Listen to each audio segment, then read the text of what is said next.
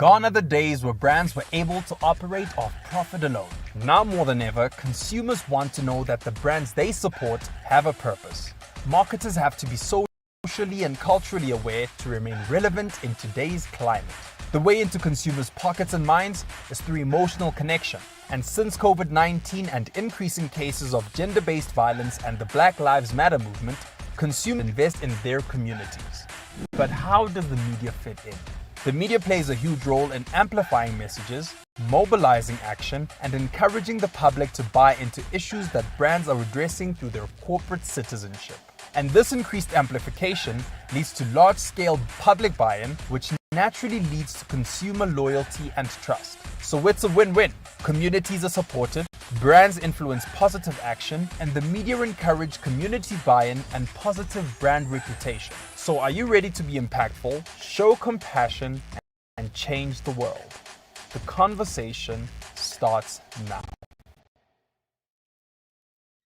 Very good morning to you and yours, wherever you're joining us from and watching. Thank you so much for having us on. My name is Sia Sangweni, and welcome to another Future of Media online event series. We wish we were in person having these engaging conversations, but alas, we're making do with all the mess and turmoil that's happening in the world right now. The online series has been going on for a while now, engaging with you, informing you, sharing opinions and information. So, we hope you're still enthralled and entertained and uplifted in any way, shape, or possible. My name is Sia Sangweni. I'm the brand manager and show host at cliffcentral.com. And this morning, once again, I have the absolute honor, the privilege, and the sheer pleasure, pardon me, of being your master of ceremonies this morning. So we're having another conversation, spearheading and moving things forward in the face of so much unrest and change that's going on, a lot of unknowns, but we hope this series of conversations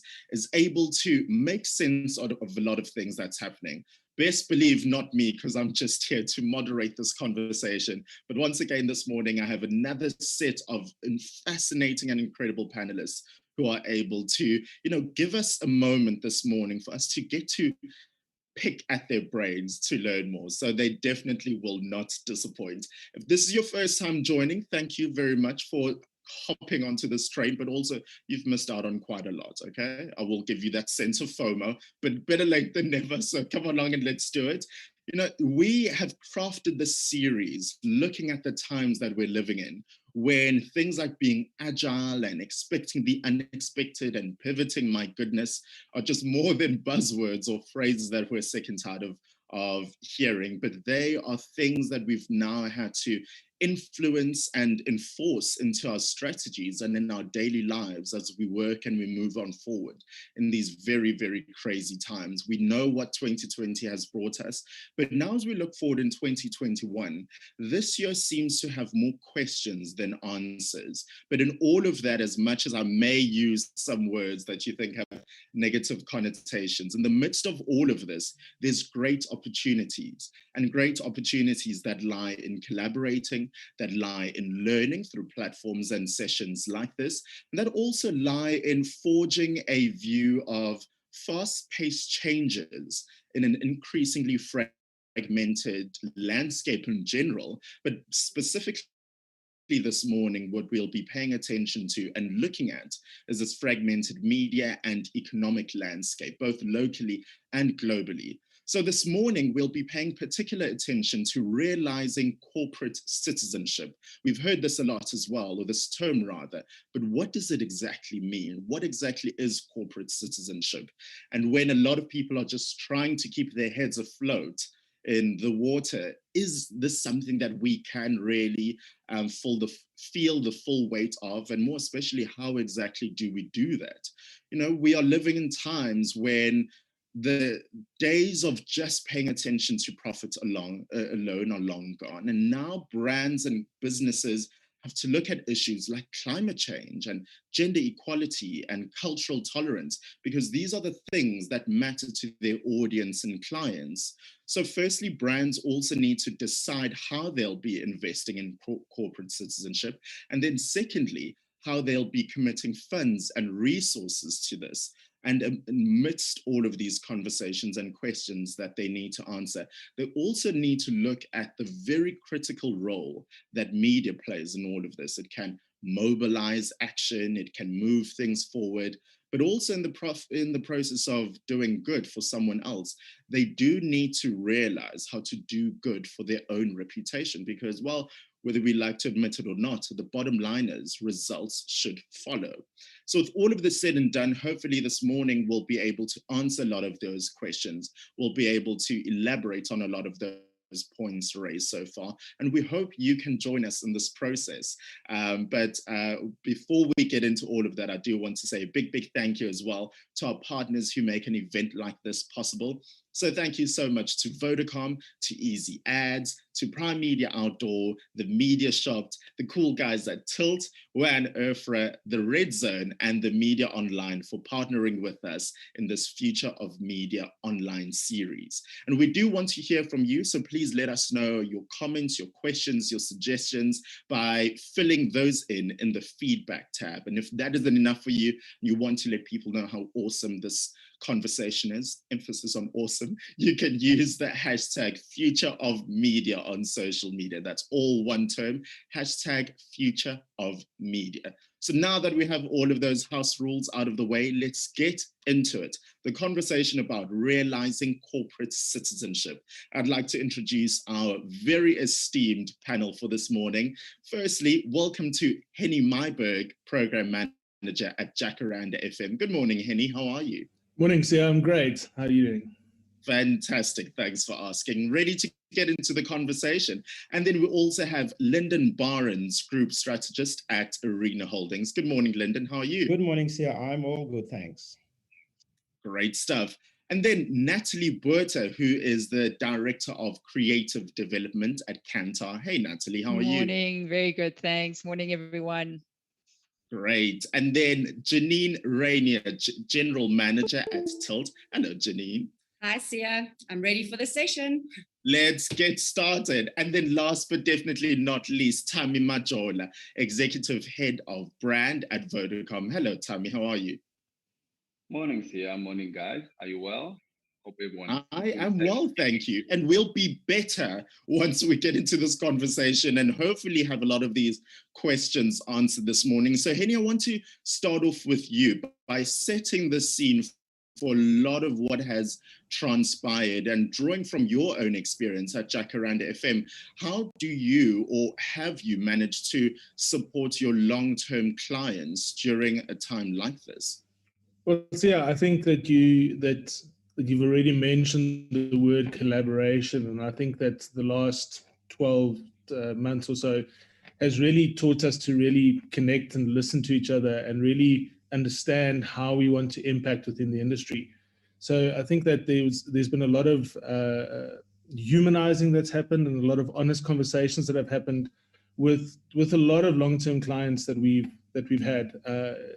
As a group, we embarked on a couple of campaigns, such as Jacaranda Gives Back. We also ran the same thing at East Coast Radio, where we appealed to businesses to get in touch with us to get back onto their feet after the harsh levels of lockdown, to try and get back, where we actually gave out airtime for those businesses to get back onto their feet. And when you talk around long-term clients, there were lots of really, as I say, honest conversations with the guys, looking at how we could activate a little bit differently. How do we connect with the audiences? How do we use first-party data to understand how the audiences were reacting in a new environment?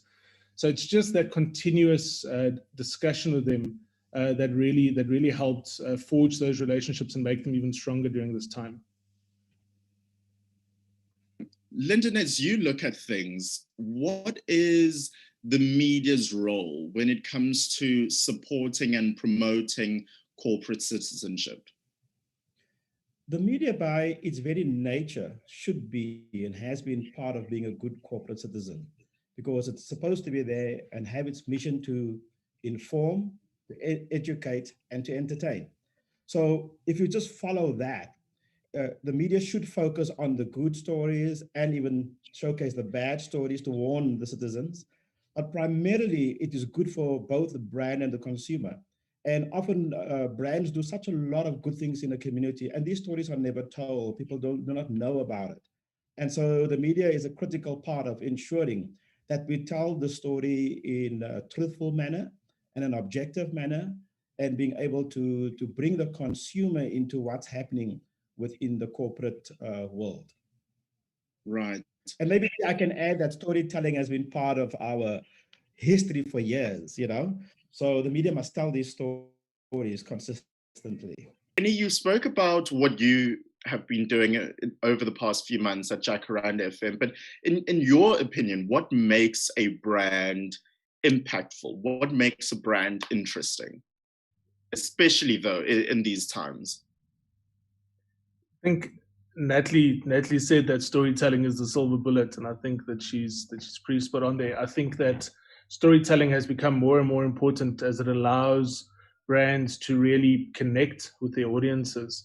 And I think that if you couple that storytelling with being authentic and with being real, I think that authenticity really drives a lot of impactfulness in campaigns, in a brand's evolution, how a brand connects with the audience, and how the audience connects back to them. Coupled with this, insights are absolutely critical. You need to understand now more than ever who you're speaking to, what their responses are, what the climate is at the moment.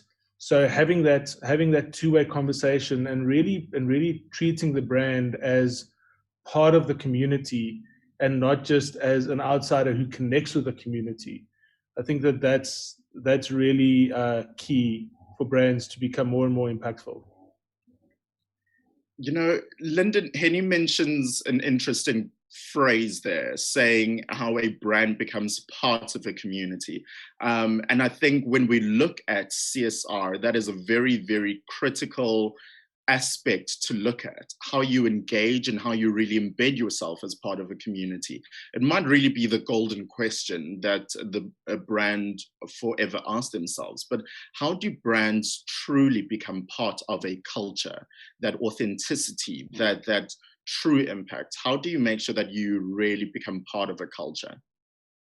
Well, the first issue is around insights, making sure that you're relevant to the community, that you understand what's happening around you, and we take these things for granted, but we've seen so many people make mistakes, and not looking at what's happening around you each and every day. You don't want to be one of those brands that when you disappear, nobody will miss you, right? So you want to be relevant. You want to be able to understand the aches and pains of society and being able to address that. It's only when you start addressing that, that you then become truly embedded within the culture. And coming back to the question or the issue around the insights, people know what you do, they know how you do it, but do they really know why you do it? And that's important, that we get into the nub of that, understand why we are actually doing what we are doing in corporate social responsibility, so we don't make unnecessary mistakes, and we are very, very relevant to the people that we serve. But another way I believe in is employee engagement. I don't think brands use the power of employees enough, to get them to volunteer and to be active in the community. We know by word of mouth, it's a very strong form of marketing or getting people to understand and appreciate you. So getting the employees involved is very, very relevant. And especially in this day and age when we are all under stress, we've all been cooped up in our little corners. Right now is to come out of the woodwork, get the employees active, and understand the local culture. And they'll also give you insights. Exactly.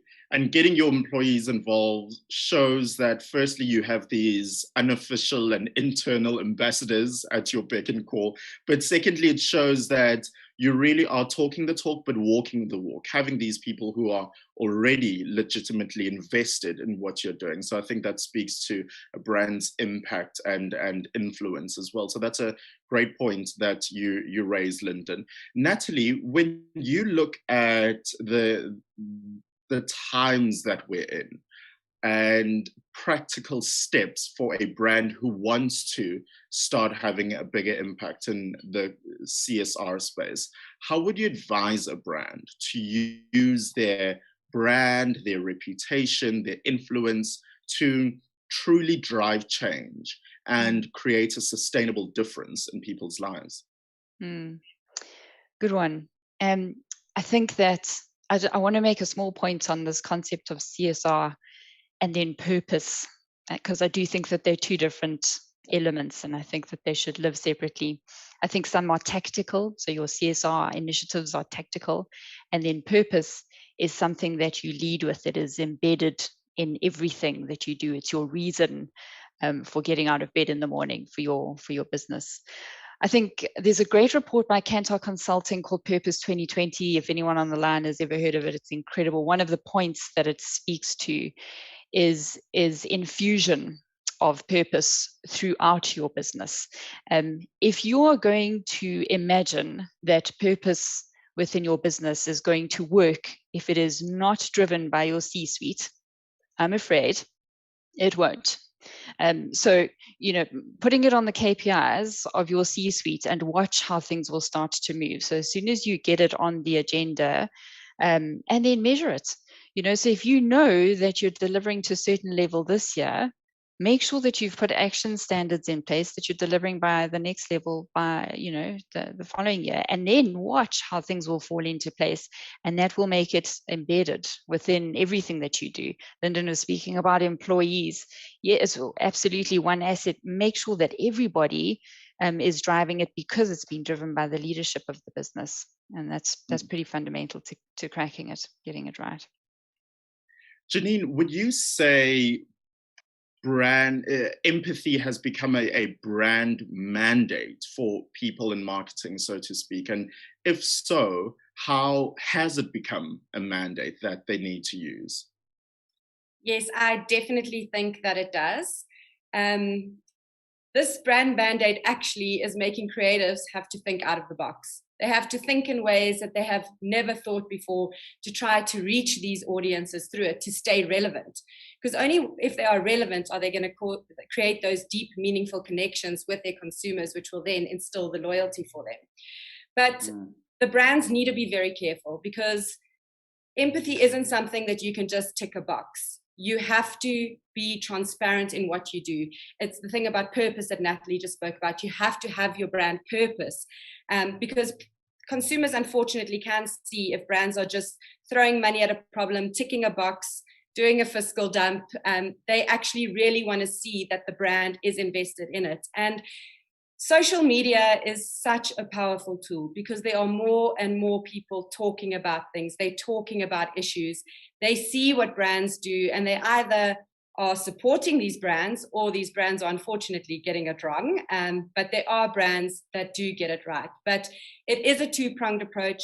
It has to hit the consumers in the head and the heart to kind of get that reaction, because once you've evoked a reaction within that consumer, you've kind of won the battle.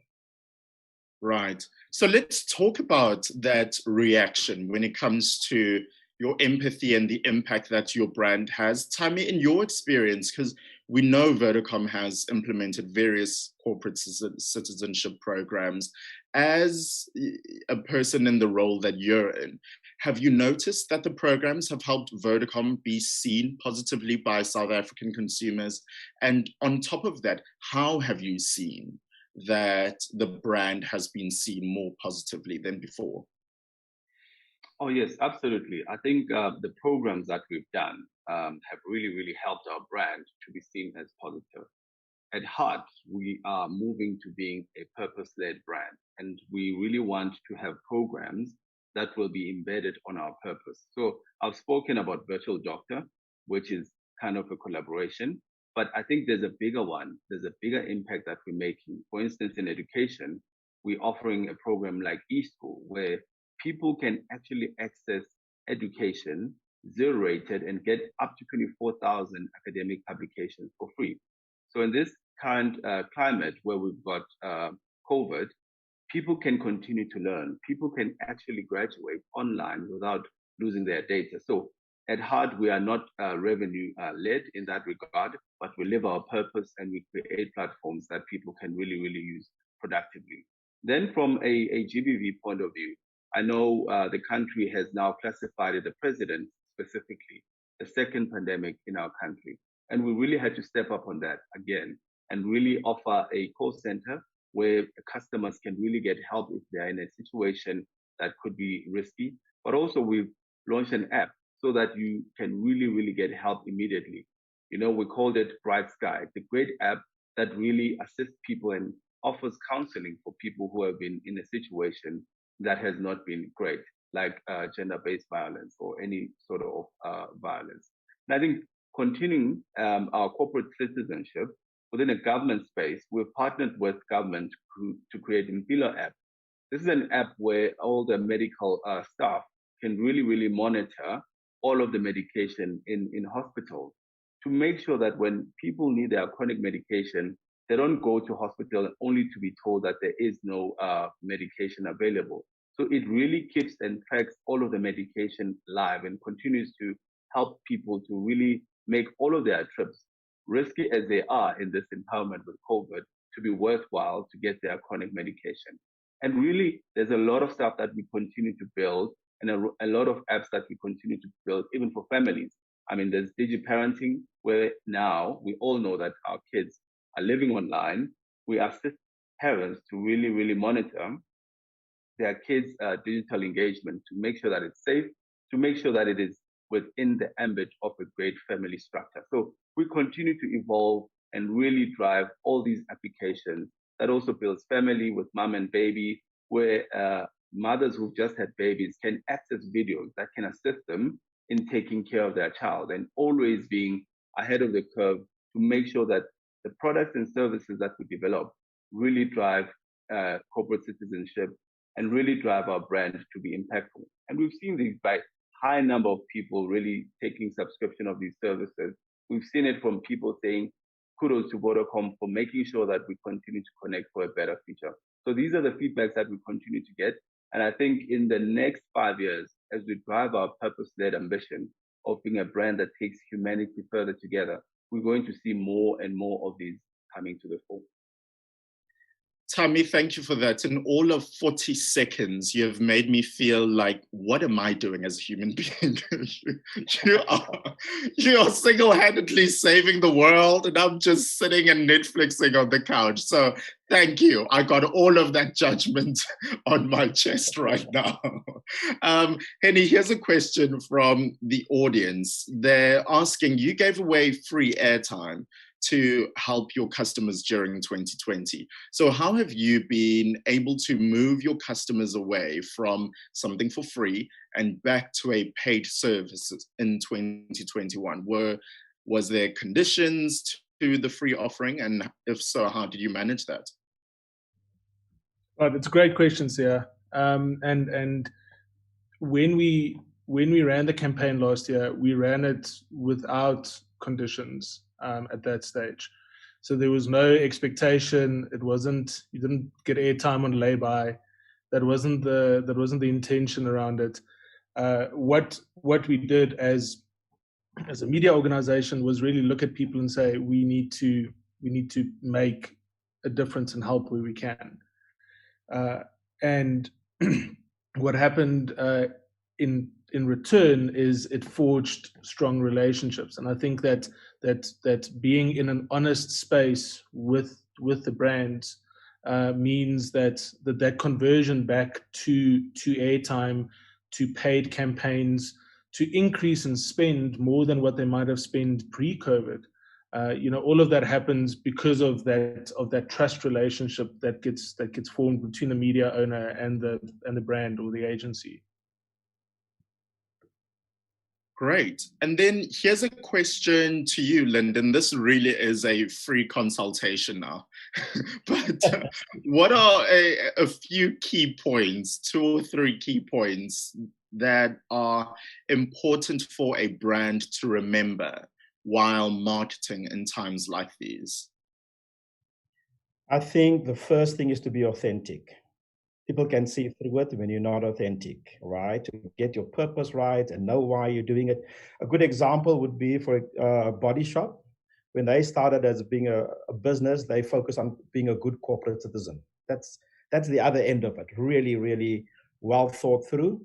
But in whatever you do, try and be authentic. Another example I might give where it's not been that authentic, when you try and ride on the coattails of another campaign, and then you just kind of link onto it. There's a famous coffee company, right, that as part of their purpose said, inspire and nurture the human spirit, one cup at a time, one person at a time, one neighborhood. Then they got in the middle of police brutality in the US with Black people, and they had hashtag race together. And people called them out and said, you guys are not authentic because only 2 of your 19 senior executives are Black, right? So just be careful, have the context right as well. You know, don't follow something in a siloed approach. Let it be part of your brand purpose and what your company would like to do. Getting your timing right is important. Maybe an example I can give is Airbnb, a very great brand that they do all the things right. They had an advert, right, that had a floating house to say your feet will never touch dry ground if you book with us. At the same time, when Hurricane Harvey hit Houston, and it was just inappropriate. So sometimes you've got good intentions and you want to do good things, try and be sensitive to timing, and then get your execution right. We've seen some spectacular failures here in South Africa. We had H&M, you know, with the black boy with the hoodie, the cool monkey thing. The execution was just wrong. I'm surprised that in this day and age, in this country, people are still not being sensitive enough, you know, with what's happening and the environment. So that's important. Maybe one other example I can use that was quite interesting. MasterCard had a campaign. Every time Lionel Messi and Ronaldo scored a goal, they would feed 10,000 kids. Now that didn't go off well because if these guys have a goal drought, there's no feeding, right? So be authentic, get your context right, all about timing, you know, for this time, it might not be right, and relook at your execution very, very carefully. Ooh, to you watching, if the words spectacular failure by Lyndon don't resonate with you in your next strat session, then clearly we are not making enough of an impact here. You do not want to be a spectacular failure. And in the words of the cool kids, I'm just going to sip my tea then, Lyndon, when you speak about that coffee company. Just sipping my tea and moving on.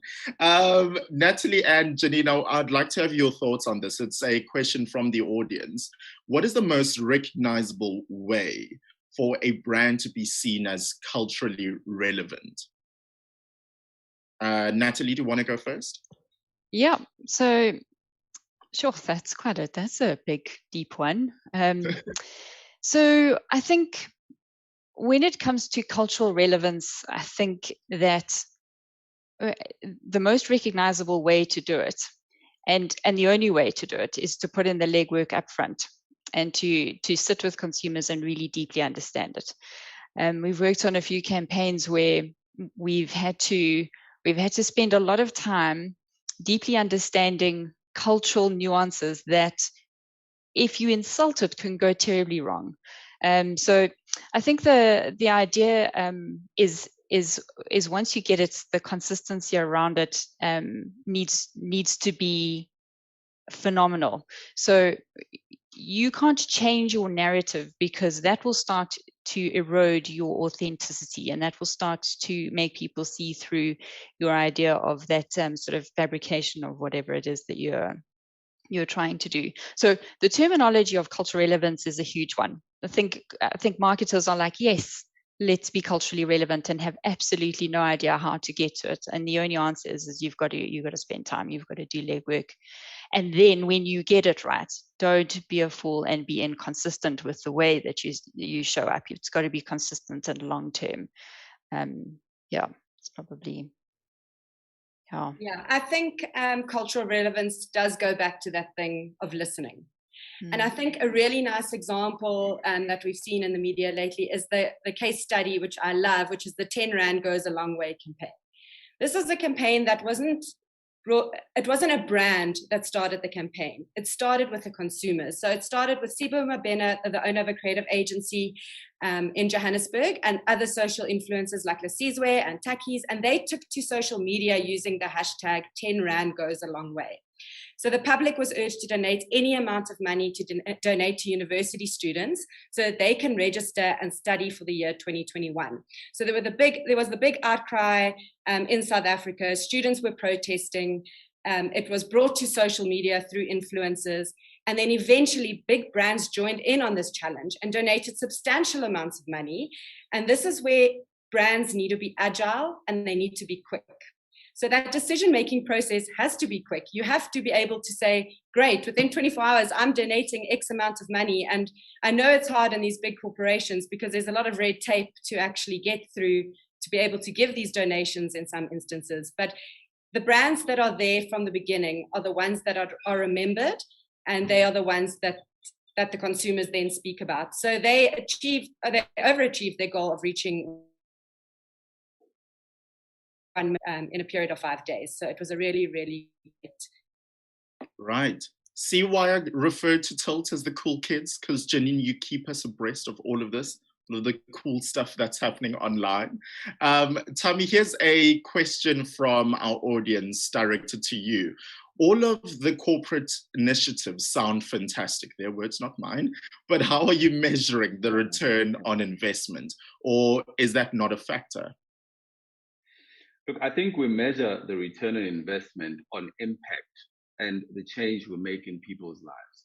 Because I think our brand is really, really a promise to our customers, to our society, and we really measure it from a point of people's impact. We really want to see a change in community. We really want to see a real static change that really measures us to be a brand that connects for a better future. So on a monthly, quarterly basis, we really check our impact in terms of how many people have we impacted, how many lives have we changed, how many people have we connected to a better future, how many businesses have we saved as well, and also how many people have we educated. I think it's very, very important for us as a brand to continuously measure that. And it is part of our purpose pillar. And I love what Natalie said. It is part of our C-suite measurement. So 15% of some of the marks within our C-suite is really about measuring the change from the highest level. And it's also about consistent investment across all of the platforms that we do.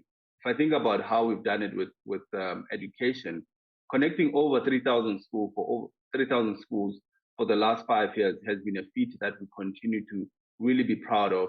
But it's also a feat that really drives immediate change, immediate impact in the organizations and in also the communities that we live in. So on a quarterly basis and annual basis, we really drive the change and measure it on how we can improve it year on year. Great. Henny, would you agree with that? Would you agree with what Tammy said around the return on investment and how you actually measure that? Yeah, definitely. And, the Vodacom is such a great example of consistently engaging with the community and building it over time. This is not, I think Natalie made the point earlier around tactics versus purpose. And it really speaks to being able to consistently invest within this space to create a sustainable change, to really take the entire country or community along on this journey so that we can all go far. We all know the proverb around, if you want to go fast, go alone, and if you want to go far, you go together. And these sorts of initiatives really drive that togetherness and that sense of community. And it's that consistent driving that'll give you the return on investment in time. Here's another question from our audience, and this is directed to both Lyndon and Natalie. Someone asked, you mentioned that we need to be authentic. what's the difference between oversharing as a brand and showing up during a time that needs a voice, like Black Lives Matter, for example? And I think it goes back to points that both of you have shared previously around being authentic and the importance of that timing. But an audience member wants to know that around oversharing versus showing up at the right moment. Lyndon, do you want to start off? South African companies have a history of not telling their stories properly. If you go back 20 years ago, you could never hear what these businesses were doing in the community, and therefore people didn't benefit from some of the programs. So you have to tell your story, and I believe that you must have a plan, and this is where kind of PR and communications are critical, that you plan this thing ahead of time, and you have a way of telling it to people. Others do, of course, they take out huge ads in the papers all the time. And that is why when it comes to corporate social responsibility, you generally rely on publicity and speaking to people and promotion through other editors. Like, for example, in our newspapers, we would write stories without the brands taking out advertising for it. So that's already one step. When we can simply write an editorial about what you are doing in the community. So that's quite important. And I think people will have a sense of that you're bragging about it. Social media is very harsh these days. They take you down quite easily, So I think it's understanding your people and how to communicate and being relevant to them all again. Yeah, you get that real-time feedback on social media, whether you like it or not. Natalie, would you agree with what Lyndon said? Yeah, 100%. I think just to add to it, I think, it's very tough for brands to just, all these things are coming out all the time, right? So every month there's something new. Be careful of getting involved in things that are not in your line and not where you serve properly your purpose, where you are abundantly serving. So make sure that it's always done with a credible thing. I think brands have had no choice at the moment. They've had to get involved in the last year or so. I think so. One important point is that actually consumers in general are more likely to trust brands than they are to trust government. There was a survey done in, I think, 2017 by, I think it was Edelman. It was a trust barometer, and they figured out that consumers actually are more likely to turn to businesses to ask for help on certain situations than they are on government. And that's incredible. I think you think of somebody like Trump, who's got maybe 24 million followers on Instagram, and you think of Nike, who's got triple 181 million followers on Instagram. Your responsibility as a brand, you've got to, with that sort of level of power, you be careful with what you get involved in, and make sure that you're always communicating in line with what it is that you've set out to achieve. I think, there's that would probably be an important point. I think consumers are going to get harder on us. They're going to challenge harder. If anyone's watched Seaspiracy lately on Netflix, it's terrifying. Consumers are going to be challenging, what does the word sustainability mean? And that is very scary territory, because you just be, by virtue of you saying that your tuna can is dolphin safe, turns out it's not. And now we will stop eating tuna until you can prove to me that it is. And this is very scary territory. And brands that are involved in that space should respond in that way, and hold people accountable. So, but dropping everything and running towards every trend, be careful and be selective about how you get involved, because you can appear inconsistent and unauthentic in the process. Right. Wow. So, Natalie, the gist of what I heard you say there is that the former president doesn't have a bigly following. Sorry, that's my bad impression. In all of these questions raised, and drawing from a lot of what you do at Tilt, could influencers, or the role of influencers, play in the decision a brand should follow in making more of an impact in their communities? Definitely. So, I mean, we've seen a rise of influencers. We started till 4 years ago when influencer marketing was still in its infancy. No one really knew what it was, and now it is a hot topic. Even during COVID, there were so many new brands reaching out to us saying, what can they do? They wanted to explore this new type of marketing. But it comes down to the fact that people trust other people. They believe in people more than they do brands. And people also are following people that they trust. And social media is giving people a lot more tools to kind of find out brands, like kind of catch out brands that aren't being authentic and who aren't doing what they say they want to do. I mean, just the tools that you get on Instagram stories now, you can ask for recommendations. You can ask people what they think about specific brands, and your followers will actually tell you what they think. And that is going to affect your decision-making process. So influencers definitely play a critical role, but it is important that brands also get the influencers right. Your influencers have to fit your brand. You can't just be like, cool, I like this person, I saw them on TV, I want to use them for my brand. There has to be an authentic fit. And when they're communicating your brand's purpose, they need to understand your brand, and they need to do it within their own tone and very authentically for it to actually be believed, because otherwise people do see through that. Yeah. Tammy, a question for you, going back to a word that was raised a little earlier around purpose and also around being meaningful. How should brands make meaningful contributions through corporate citizenship in order to really help build South Africa's economy specifically? Yeah, look, that's a great question. And I think it's more based on the purpose of a brand. I think for us, and I would say it from a Vodacom point of view first, and then speak to brands in general.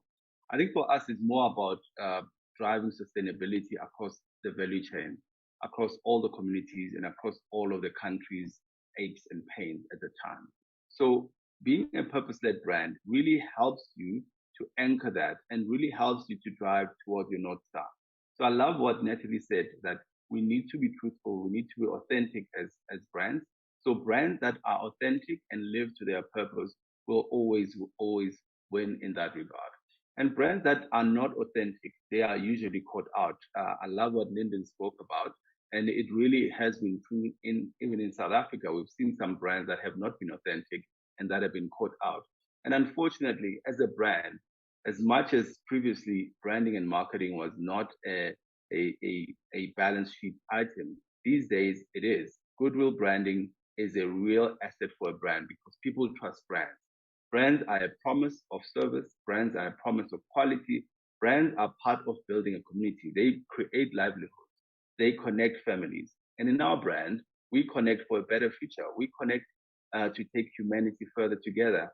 With our new campaigns, which you guys would have seen, you will start seeing that we're trying to be more and more human and really focus on humanity within this period of time with COVID. So brands that aren't authentic will be caught out, and brands that are authentic will grow. And brands that are being purpose-led will even grow even bigger because people start trusting them, people start using them, people start understanding that this brand not only serves me a product or selling a product to me, but this brand is building towards my future, building towards our sustainability as well. All right. Henny, drawing from what Tammy was saying, from your experience, from what you've seen recently, what brands do you feel are getting corporate citizenship right? Or do you have any specific campaigns that stick out to you that are just hitting their mark when it comes to what we're talking about this morning? Yeah, definitely. Look, I think, and it's not just because Tammy's here. I think that Vodacom have done some amazing work. I think even just with the communication through lockdown, that's all of those stay safe messages that we keep getting. Those are all really important in terms of corporate citizenship. You look at companies like Outsurance, who create jobs through the pointsman in the city of Joburg and the city of Tshwane. You look at Discovery and how they get their purpose as a behavioral company to influence and to use their corporate status to drive citizenship forward. So I think all of those are really impactful brands that have really shone a light on corporate citizenship. And I think that on a different scale, I'm particularly proud of a relief fund that we ran last year. We ran a first instance during level 4 and 5 lockdown, where we partnered with a brand like Lotto Star, where we helped people who were really struggling during that time, and we assisted them with anything from groceries to electricity to school fees to things like that.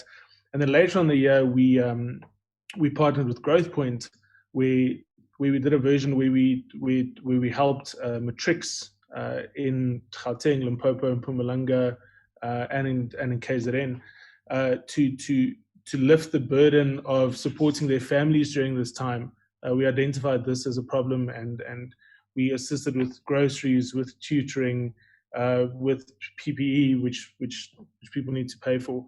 So it really is around understanding the environment, and I think that we've all mentioned authenticity and realness in this, and I think that those are the brands that are really seeing value in this, and where they are gaining in terms of their brand equity. Lyndon, a question from the audience for you, and this is to an earlier reference that you made. How can brands use editorials to boost their message, to show they are for the customer? Is there a set strategy one can use, or repeat and just copy and paste? Very difficult question, and very difficult to do, because ultimately the decision lies with the editor, what he wants to write, how he wants to portray it. And so generally what you would do is that a brand will normally engage a PR company, and that PR company will have a good relationship with the newspapers or digital agencies, etc., and they will tell their stories. It is still the editor's choice in the final analysis, what he writes and how he writes it. So, but there is a midway, right? What we call an advertorial, where we'll write something about a brand and what they are doing, and we will actually show it to the brand to, before we publish it, just for them to agree or disagree with what we've written.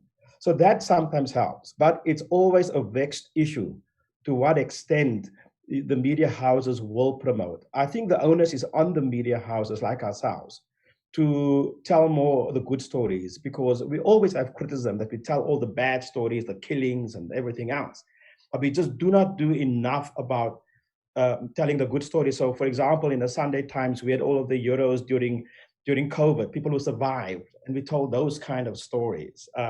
So we tend to do a lot more individual stories than a whole lot of brand stories. But it's relationships, and to what extent we also believe that brand is authentic in what they are doing. Does that duck the question enough? You got to a point. Don't worry, you got to the point. Natalie, how has, especially in these times that we're living in and through everything that we've been through, how has COVID-19 shifted strategic priorities for brands to ensure corporate citizenship is a vital pillar within their greater strategy? So as I was saying a bit earlier, I think brands have had absolutely no choice. I think that they have been called up by consumers and citizens to step up and step in where government can't, or government can't meet the demands. How are brands changing? So I work with a variety of brands, from alcohol brands at the moment, and as you can imagine, how they have suffered through lockdown, and you'd think that purpose conversation would be on the back burner, but yet for many of the brands that I work with, it's forefront, and it's because it has provided a platform for them to step up and talk about it. Hashtag no excuse for abuse. There's many examples of brands that have been able to step up during this time. I think they're challenging the way that they speak to consumers at the moment. So if I look at a lot of advertising and content that we're dealing with, they're being responsible. again, going back to alcohol brands, you can't show social situations anymore. So you've got to be responsible about how you illustrate, and you've got to be, how we demonstrate, frankly, the core value of our brand, which generally is socializing. How do we do that now? And they've taken that challenge on board, and many of them have risen up, and for good reason, because if you do that, you're seen to be responsible and contributing towards an accurate conversation in the country. Yeah. Right. Janine, here's a question from the audience, going back to influencers and the mention of that.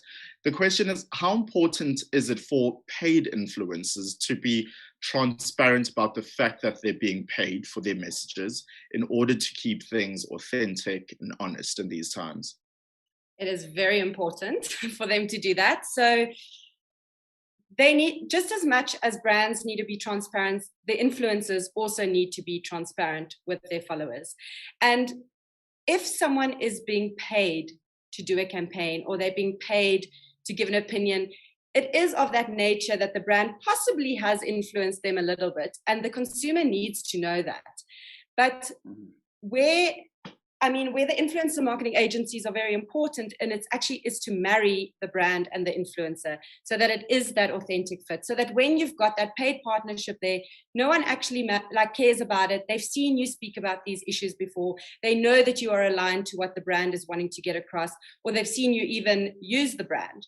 So that authentic fit is key to get that messaging across, to make sure that it is actually heard from the listeners, if that answers the question. Tammy, I saw you nodding in the background. Would you agree to that? Is that part of what you make sure you hit the mark on at Vodacom? Absolutely. I totally agree with her on that, with Janine, in terms of making sure that your influencers are part of, they really espouse your brand ethos. There must be a natural fit. So I've had the privilege of working with a number of influencers, even in my previous employment, where we've always even track what devices and products the influencers use, because it needs to be authentic, it needs to be organic, and it also needs to be a natural fit within your brand. And in our current space within Vodacom, we are really, really up to the task of influencers who are about to live a purpose-led life. Influencers that are inclusive is also one of our key pillars, where we showcase a community that is inclusive. I mean, within the Black Lives Matter period of time, we need brands to really step up and to be inclusive, and to really make sure that even in partnering with people that are going to advocate for their brands, we really showcase our brand soul and our brand ethos as being an inclusive brand. So Vodacom is one of those brands. We're very serious about inclusivity. We're really serious about making sure that we are culturally diverse. We're really making sure that even in my casting, when I make TV ads, I make sure that I represent very well the country that I live in. So the demographics must be right. So the representation of people must be right, including the leadership of female as well, to show female castings as in a position of leadership, and not in a very looked down position, in a position where they are subservient to males. Really want to make sure that as a brand, we're an inclusive brand that is purpose-led, that connects for a better future. So as we take South Africa further together, you guys could hear that I'm very passionate about my new campaign, where we are no longer the future is exciting, ready Vodacom, but we are now Vodacom that is taking humanity further together. We really want to do it across everything, including our influencers. So you'll start seeing a new breed of influencers that partner with Vodacom, a breed that is purpose-led, a breed that is purposeful, like the Lasizwe challenge that they've done, which was incredible for the country. So you'll start seeing us playing more and living our truth as a brand of taking humanity further together. Awesome. I am aware of time, but in wrapping up, can we keep our answers short, as I want to get your final comments or suggestions or advice for this morning to leave our audience with, just to get a quick word from each of you as we wrap things up. Henny, may I start with you? Sure. I think that the important thing that I've taken out of this past hour from everyone is to be authentic, to be real, and to get involved. Get involved in an area that you know, or that your brand has a role to play, and genuinely care. I think that's the important thing for me, in short. Thank you for that, Henny. Lyndon, your final comment?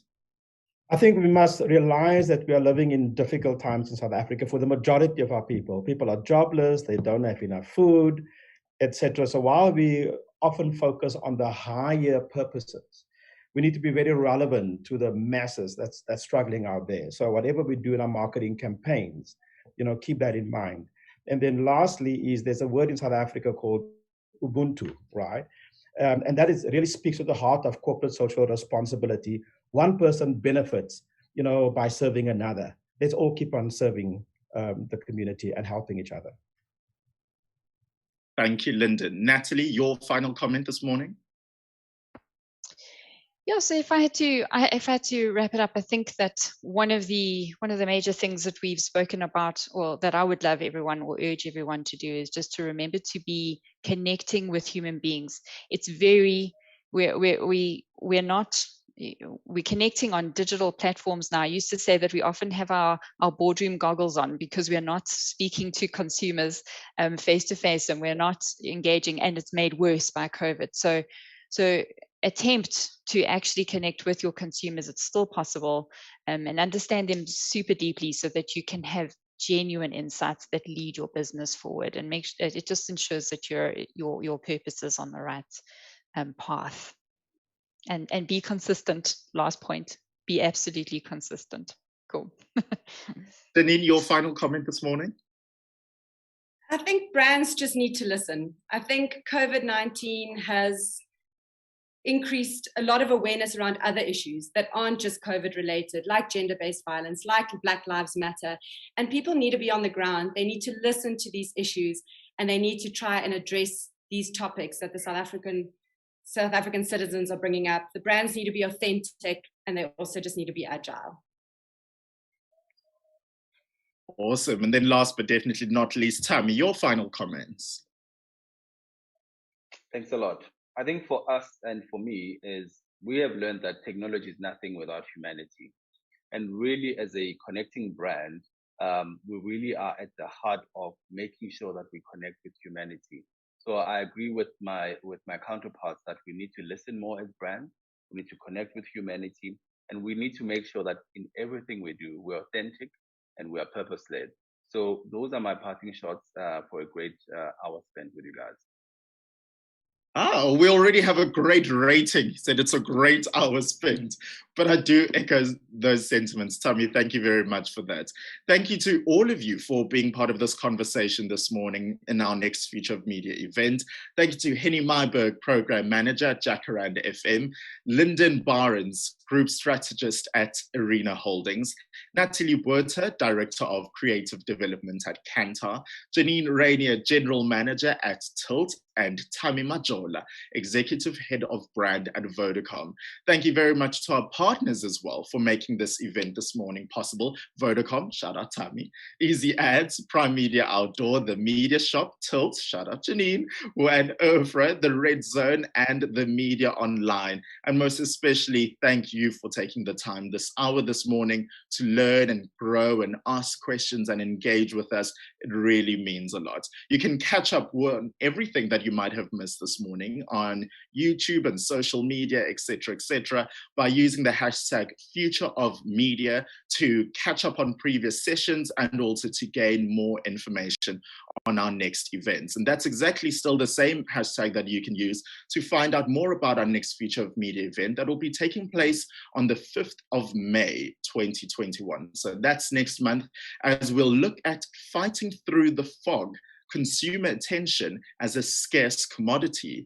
That's one that we'll be definitely looking forward to in the next couple of weeks. But from my side, Sia Sangweni, it has been another privilege and awesome pleasure to be your master of ceremonies and moderator this morning. Thank you very, very much for taking the time to be part of this event. Until next time, have a great morning and bye-bye.